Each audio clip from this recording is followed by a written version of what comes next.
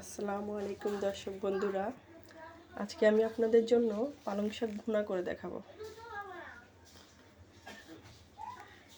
আজকে পালং শাক ভুনা করতে যা যা লাগছে: পালং শাক ধুয়ে নিয়েছি, পেঁয়াজ কুচি, কাঁচামরিচ ফালি, রসুন কুচি,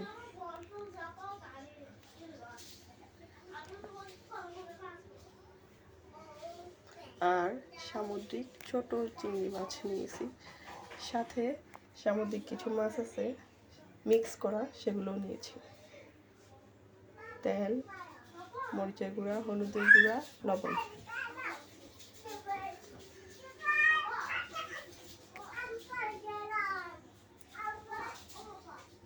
তো প্রথমে চুলাটা জ্বালিয়ে নিলাম, ডেকচিটা গরম করে নিচ্ছি। গরম হওয়া শেষ, আমি তেল দিয়ে দিচ্ছি প্রয়োজন মতো। এক মোটা শাকের জন্য যতটুকু প্রয়োজন ঠিক ততটুকুই দিলাম। দিয়ে দিচ্ছি রসুন কুচি,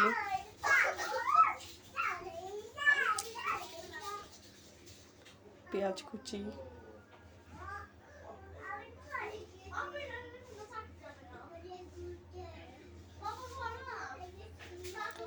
এগুলো আমি হালকা করে ভেজে নিব।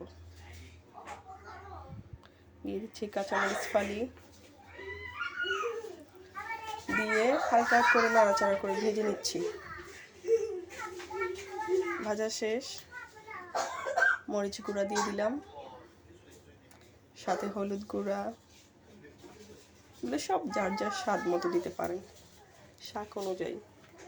লবণ গুঁড়া, লবণ।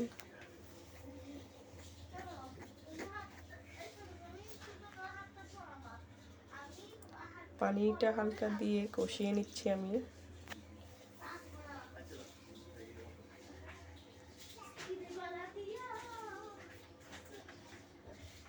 ঢেকে দিলাম।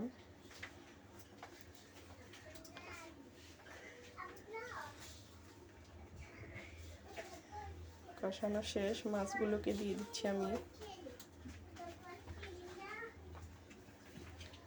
মাছগুলোকে দিয়ে নাড়াচাড়া করে দিচ্ছি।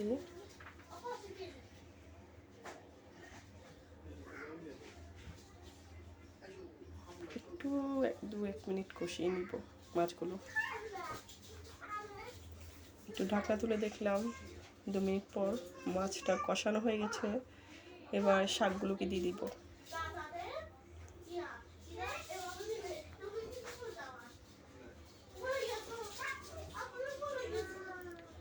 শাকগুলো দিয়ে নাড়াচাড়া করব।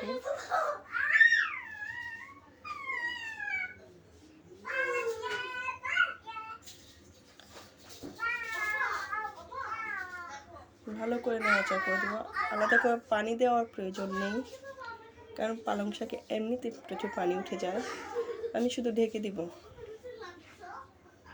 ঢাকনা দিয়ে দিলে এমনিতেই পানি উঠে যাবে। এই পানিতে আমি মাখা মাখা করে রান্না করব পুরো শাকটা।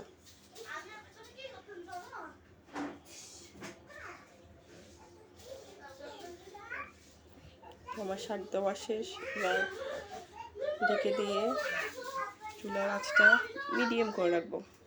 বেশি ছোটও করব না, বেশি বড়ও করব না। চুলার আঁচটা এই পর্যায়ে আছে। বাস, আমার শাকটা হয়ে গেল।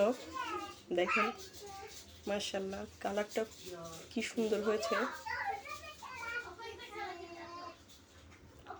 শাকটা বেশি সিদ্ধ করতে যাবেন না, বেশি সিদ্ধ করলে টেস্টটা নষ্ট হয়ে যাবে।